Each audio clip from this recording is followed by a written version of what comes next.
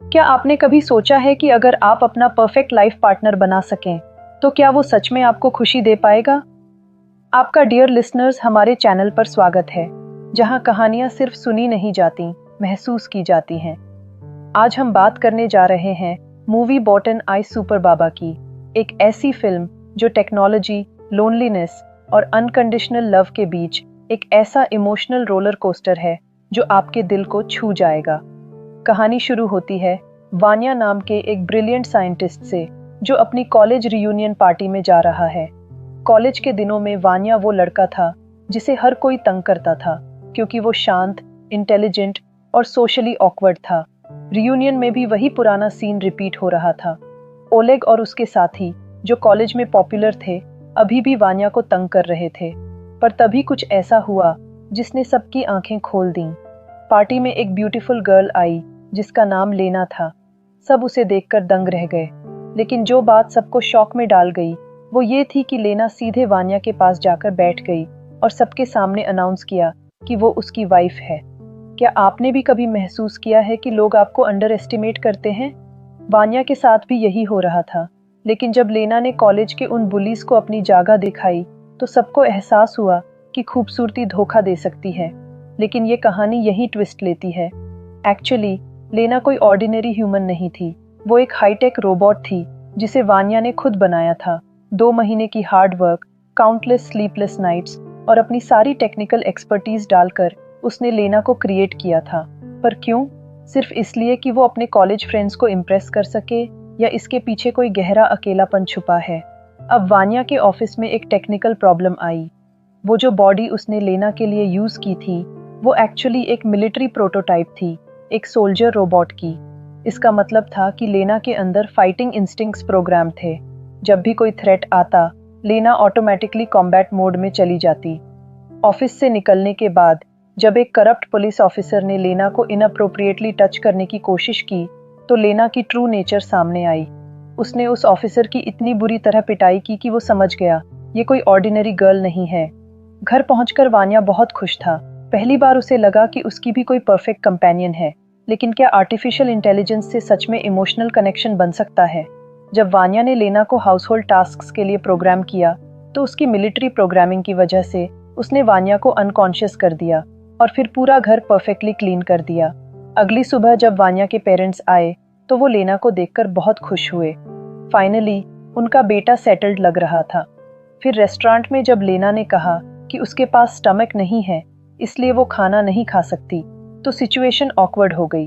वान्या को अपने सीक्रेट को छुपाने के लिए झूठ बोलना पड़ा। लेकिन अब रियल प्रॉब्लम शुरू हुई। वान्या के ऑफिस से मिलिट्री प्रोटोटाइप चोरी होने की न्यूज़ आई।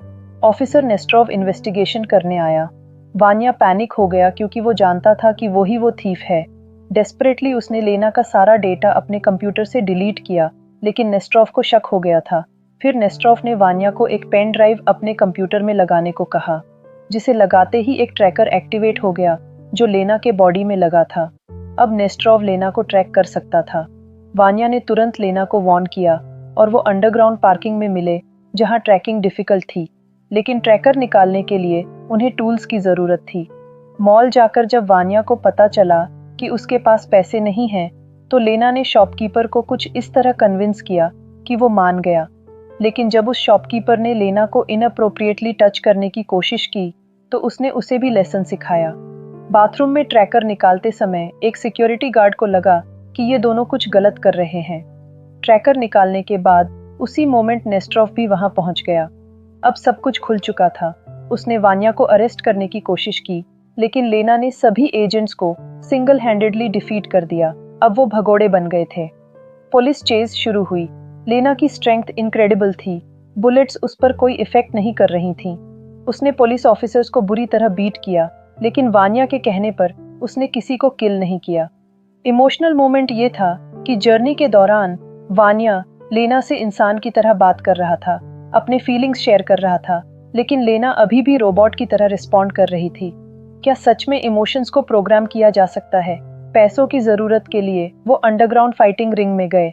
लेना ने कुछ ही सेकंड्स में प्रोफेशनल फाइटर को हरा दिया।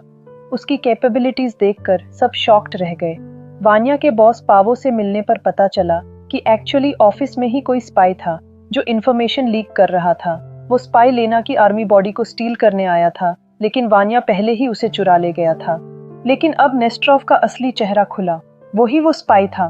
उसने अपने ही कॉलीग्स को मार दिया और वान्या पर ब्लेम डालने की कोशिश की। लेकिन एक कॉलीग ने सुन लिया और नेस्ट्रोव को किल करने की कोशिश की। फिर नेस्ट्रोव लेना को इलेक्ट्रिक वायर से बांधकर ले गया। उसका प्लान था उसे अमेरिका सेल करना। वहीं टाइम बॉम्ब लगाकर वो सारे एविडेंस डिस्ट्रॉय करना चाहता था। लेकिन वान्या सही समय पर वहां से भाग निकला। क्लाइमैक्स में वान्या ने अपने सारे फियर्स को ओवरकम कर लिया था। हमेशा डरने वाला पीसफुल वान्या अब लेना को बचाने के लिए गन लेकर एयरपोर्ट पहुंचा। नेस्ट्रोव को लगता था कि वान्या कभी गोली नहीं चला पाएगा, लेकिन प्यार के लिए इंसान कुछ भी कर सकता है। स्मार्ट मूव चलते हुए वान्या ने पावर सप्लाई पर गोली चलाई और लेना को फ्री किया। फिर लेना ने बाकी सभी एनिमीज को डिफीट कर दिया। सबसे इमोशनल मोमेंट वो था जब वान्या ने लेना को किस किया। लेना के प्रोग्रामिंग में इसका कोई रिस्पॉन्स नहीं था, लेकिन वो समझ गई थी कि वान्या उससे जेन्युइनली प्यार करता है। अंत में पावो ने वान्या को थैंक किया क्योंकि उसने इम्पोर्टेंट टेक्नोलॉजी को रॉन्ग हैंड्स में जाने से रोका था, जिसके बाद उसे लेना पर और रिसर्च करने की परमिशन भी मिल गई। आज के डिजिटल एज में जब लोग सोशल मीडिया पर परफेक्ट लाइफ शोकेस करते हैं, तो क्या हम भी कहीं ना कहीं आर्टिफिशियल रिलेशनशिप्स बना रहे हैं? क्या हमारी रियल इमोशंस भी प्रोग्रामिंग जैसी हो गई हैं? वान्या की कहानी हमें दिखाती है कि सच्चा प्यार एक्सेप्टेंस में है। उसने लेना को वैसे ही एक्सेप्ट किया जैसी वो थी, फ्लॉज के साथ, लिमिटेशंस के साथ। आज के समय में जब सब कुछ इंस्टेंट और परफेक्ट चाहिए, तो क्या हम भी पेशेंस और अनकंडीशनल लव को भूल गए हैं? रियल लाइफ में भी तो यही होता है। हम अपने पार्टनर्स को अपने अकॉर्डिंग मोल्ड करने की कोशिश करते हैं, जैसे वान्या ने लेना को प्रोग्राम किया था। लेकिन सच्चा प्यार तो तब होता है जब हम किसी को उसकी ऑथेंटिसिटी के साथ एक्सेप्ट करें। वान्या और लेना की ये कहानी हमें ये भी बताती है कि लोनलीनेस एक एपिडेमिक बनती जा रही है। टेक्नोलॉजी हमें कनेक्ट कर रही है या डिस्कनेक्ट? क्या हमारे पास वान्या जैसी क्रिएटिविटी और डेडिकेशन है अपने रिलेशनशिप्स को बचाने के लिए? आज के समय में जब डिवोर्स रेट्स बढ़ रहे हैं, रिलेशनशिप्स टेम्पररी लग रही हैं, तो वान्या की डेडिकेशन और लॉयल्टी एक इंस्पिरेशन है। उसने अपनी क्रिएशन को बचाने के लिए अपनी जान की परवाह नहीं की। तो दोस्तों, अगली बार जब आप किसी रिलेशनशिप में प्रॉब्लम्स फेस करें, तो वान्या की तरह पेशेंस रखिए, अंडरस्टैंडिंग दिखाइए और सबसे ज़रूरी जेन्युइन केयर कीजिए। क्योंकि प्यार कोई प्रोग्रामिंग नहीं, एक इमोशन है जो सैक्रिफाइस और डेडिकेशन से बढ़ता है। आज के लिए बस इतना ही माय डियर लिसनर्स। अगर आपको ये मूवी पसंद आई तो वीडियो को लाइक करें, शेयर करें और हमारे चैनल को ऐसी और वीडियोस देखने के लिए याद से सब्सक्राइब ज़रूर कर लें। मिलते हैं बहुत जल्द एक और फिल्म की कहानी के साथ। तब तक अपना ख्याल रखिए, खुश रहिए और अच्छी फिल्में देखते रहिए। Till then, goodbye my dear listeners.